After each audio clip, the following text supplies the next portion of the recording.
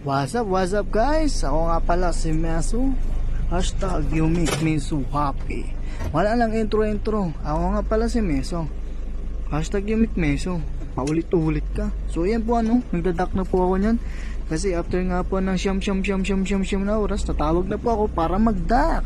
Pagkatapos magdak, mag-check na po ako nyan. Pagkatapos mag-check, maghihintay ng signal para magkarga. So yun po, ganun po ang proseso ng warehouse dito. Yun, pa-heart po ako nyan. Heart ka sa akin. Yun ang kasama ko. So yan po maghintay tayo ng karga. After this one, yun, after ng 24 hours ng paghihintay o isang oras ng paghihintay o isang araw ng paghihintay, ito na kami, nagkakarga na po kami nyan.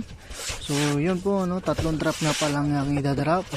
So i-assemble ko po yan based po doon sa order, kaya ikakamada po pa siya na maayos per customer para pagbaba ay wala po magiging problema.